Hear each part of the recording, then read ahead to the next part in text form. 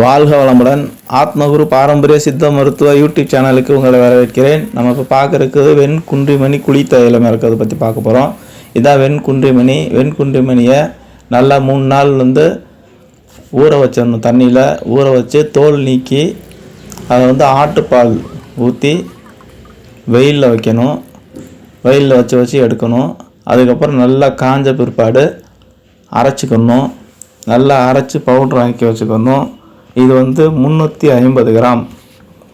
அதே போல் படிகாரம், பொரிச்ச படிகாரம் இது 70 கிராம். அதே போல் சுத்தி செஞ்ச தாளகம் 70 கிராம். சுத்தி செஞ்ச கந்தகம் 10 கிராம். இது மொத்தம் 4 சரக்கு தான் மொத்தம். அதாவது குன்றிமணி 350 கிராம், 70 கிராம் படிகாரம், 70 கிராம் தாளகம், 10 கிராம் கந்தகம்.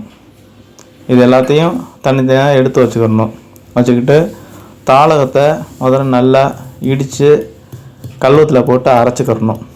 கல்வம் நம்மளுக்கு கொஞ்சம் பெருசாக வச்சுக்கணும். ஏன்னா மொத்தம் ஒரு 1/2 கிலோ சரக்கு வருது. அதனால் கல்வம் கொஞ்சம் பெருசாக வச்சுக்கிறணும்.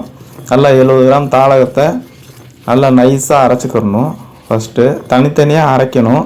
நம்ம ஒன்று அரைச்சி நல்லா அரைச்சி பிற்பாடு அடுத்தடுத்த சரக்கில் போட்டு இப்படியும் அரைக்கலாம். தாளகத்தை போட்டாச்சு. தாளகத்தை நைஸாக அரைச்சி முடிச்சுட்டு அடுத்ததாக கந்தகத்தை போடணும். கந்தகமும் சுற்றி செஞ்சுக்கணும். பொருள்கள் சுற்றி செய்கிறது ரொம்ப முக்கியம். சுற்றி செய்யாமல் பொருட்களை பயன்படுத்தக்கூடாது. அதனால் நல்லபடியாக சுற்றி செஞ்சுக்கணும்.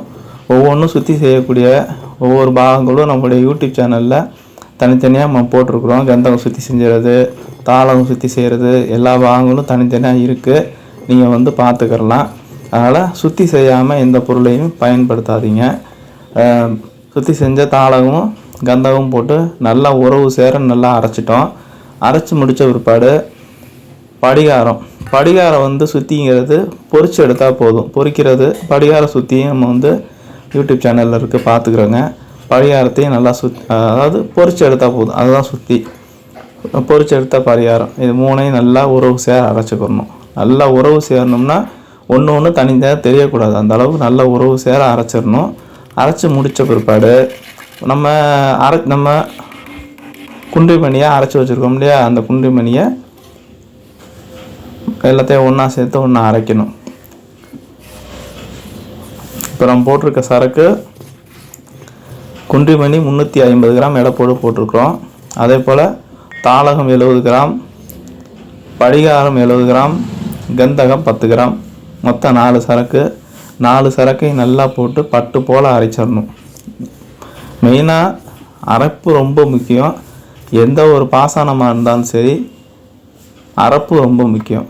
நல்லா அரைக்கணும். இந்த கரகரப்பு சொரசொரப்புலாம் இருக்கக்கூடாது. நல்லா அரைச்சிக்கிறணும். அதே போல் நாட்டுக்கோழி முட்டை தான் வாங்கணும். நம்ம சாதா முட்டையை பயன்படுத்தக்கூடாது. சொல்லி வாங்கிக்கிறணும். மொத்தம் நம்மளுக்கு 1/2 கிலோ சரக்குக்கு மொத்தம் எல்லாம் சேர்த்து 1/2 கிலோ அப்படின்னா ஒரு குறைஞ்சபட்சம் ஒரு 20 முட்டை வரணும் தேவைப்படும். முட்டையோடைய மஞ்சக்கரு மட்டும்தான் எடுக்கணும். வெள்ளைக்கரு எடுக்கக்கூடாது. இந்த மருந்தை பொறுத்தவரைக்கும் வெள்ளைக்கரு யூஸ் பண்ணக்கூடாது. வெறும் மஞ்சக்கரு மட்டும்தான் யூஸ் பண்ணணும். மொத்தம் ஒரு 15லேருந்து 20 முட்டை தேவைப்படும். நல்ல மெழுகு போல் நல்லா அரைச்சிக்கணும். அரைப்பு தான் ரொம்ப முக்கியம். மறுபடியும் சொல்கிறேன், நல்லா அரைச்சி களைச்சிக்காய் அளவுக்கு பார்த்தீங்கன்னா தெரியும். நல்லா உருண்டு போட்டுக்கணும். போட்டு வெயிலில் வைக்கணுங்கிற அவசியம் இருக்காது. நான் நீங்கள் அரைக்கிறத பொறுத்து தான். ரொம்ப தண்ணி அரைச்சிங்கன்னா வெயிலில் அரைக்கிற மாதிரி இருக்கும். அப்படி வைக்கிற மாதிரி இருக்கும். இல்லைனா நிழல்லே வச்சா போதும். நிழலில் நல்லா 3/4 காய்ச்சல் காயணும். ரொம்ப முழுசாக காயக்கூடாது. முழுசாக காய்ச்சின்னா தைலம் இறங்காது. அதனால் ஒரு 3/4 காய்ச்சல் காயணும். ஒரு 70% காயணும். அந்த அளவுக்கு காய்ஞ்ச பிற்பாடு எடுத்து நம்ம இது மாதிரி ஒரு பானையில் துளையிடப்பட்ட பானை குளித்தைலத்துக்கான சொல்லி ரெடி பண்ணி வச்சுக்கணும். அந்த பானையில் இது பழகுன பானை, அதனால தான் கருப்பாக இருக்கும் உங்களுக்கு. இது பழகுன பானை. இந்த பானையில் நம்ம போட்டுக்கணும். போட்டு மேலே அதுக்கு தகுந்த மாதிரி சரியான வழியில் மூடி வச்சுக்கணும். மூடி வச்சு அந்த சீலமம் செஞ்சிடணும். இப்போ இது குளித்தைலம் இருக்கிறதுக்கான இன்னொரு முறை. ஏற்கனவே 2 முறை நான் ஃபேஸ்புக் உங்களுக்கு யூடியூப்பில் பதிவு பண்ணியிருக்கிறேன். இது ஒரு முறை. இது எப்படின்னு கேட்டிங்கன்னா, ஒரு தகரத்தை வெட்டி நடுப்புற ஓட்டை போட்டு வச்சுக்கணும். அதுக்கப்புறம் ஒரு மண் தட்டு, அதில் அந்த டெஸ்டிங் டியூப்னு சொல்லுவாங்க, லேபில் இருக்கும். அந்த டெஸ்டிங் டியூப்பில் ஓட்டை போட்டு அந்த மண் தட்டோடு சேர்த்து ஒட்டி வச்சுருக்கிறேன். அதுக்கு மேலே வந்து பானையை வச்சிடணும். பானையை வச்சு மேலேயும் வந்து சீலமண் செஞ்சிடணும், அடிப்பாகத்துலேயும் சீலமண் செஞ்சிடணும். அந்த கேப்பும் தெரியக்கூடாது, தெரியாத அளவுக்கு சீலமண் செஞ்சிடணும். சீலமண் செஞ்ச பிற்பாடு பாராட்டி வச்சு படம் போட வேண்டியதான். பார்த்திங்கன்னா கீழே நல்லா தெரியும். இதுதான் வந்துட்டு குளித்தலை இறங்குறதுக்கு உண்டான அந்த கிளாஸு. வெள்ளி கம்பி வைப்பாங்க. நம்ம வெள்ளி கம்பி வைக்கிறதுக்கு பதிலாக இந்த மாதிரி செட்டப் செஞ்சுருக்குறோம். அடுத்ததாக வந்து ராட்டி வச்சு அடுக்கணும். ராட்டியோட அளவு பொறுத்த வரணும், அவங்களோட கைபாகம் செய்பாகம் தான். ராட்டி அளவு நம்ம எவ்வளோ சரக்கு போடுறோமோ அது மாதிரி ராட்டி அடிக்கணும். ராட்டியை பொறுத்தவரைக்கும் கூடுதலாகவும் போகக்கூடாது, குறைச்சும் போகக்கூடாது. கூடுதலாக போச்சுன்னா மருந்து கருகி போயிடும். குறைச்சி போச்சு அப்படின்னா இந்த மருந்தை பொறுத்தவரைக்கும் மருந்து இறங்காது. மற்ற மருந்து ஒவ்வொரு மருந்துகளுக்கும் ஒவ்வொரு மாதிரி ராட்டிகளோட அளவு மாறுபடும். பார்த்திங்கன்னா குளித்தைலம் இறங்குது. இது மாதிரி தான் குளித்தைலம் இறங்கணும். இதுதான் குளித்தைலம். இந்த குன்றிமணி குளித்தைலம் எப்படி சாப்பிட்ணும் அப்படின்னா, வெத்தலை ஒன்று எடுத்து அந்த வெத்தலையில் மை தடவுற மாதிரி ஒரு குச்சியில் வெள்ளி கம்பியில் செய்ய சொல்கிறாங்க. நம்ம குச்சியிலையோ வெள்ளி கம்பிலையோ நல்லா வெத்தலையில் நல்லா தடவிக்கணும்.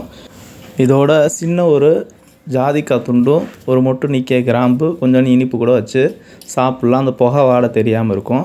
இதை வந்து பாதி வெத்தலை மட்டும் காலையில் சாப்பிட்ணும். உணவுக்கு பின்னாடி சாப்பிட்டுட்டு கொஞ்சம் பால் குடிச்சிக்கணும். அதே மாதிரி இரவு பாதி வெத்தலை சாப்பிட்டுட்டு நல்லா மென்று சாப்பிட்டுட்டு கொஞ்சம் பால் குடிச்சிக்கணும். இது மாதிரி தொடர்ந்து சாப்பிட்டுட்டு வந்தோம்னா தாம்பத்தியத்தில் நல்ல ஒரு ஈடுபாடு கிடைக்கும், ஒரு தாது விருத்தி நல்லா ஏற்படும் அப்படின்றாங்க. அது மட்டும் இல்லாமல் இந்த குளித்தைலத்தை வச்சு ரசத்தை செந்தூரம் பண்ணலாம். ரசத்தை செந்தூரம் பண்ணி அந்த செந்தூரத்தையும் லேகியத்தில் வச்சு சாப்பிட்லாம். இந்த மருந்து வந்து செய்ய முடிஞ்சவங்க செஞ்சுக்கோங்க. செய்ய முடியாதவங்க நம்மள்ட்ட கேட்டிங்கன்னா நம்மள்ட்ட கிடைக்கும். தொடர்ந்து நம்மளுடைய வீடியோவில் பாருங்கள். நம்மளுடைய சேனலை சப்ஸ்கிரைப் செய்யாதவங்க சப்ஸ்கிரைப் செய்யுங்க. நன்றி.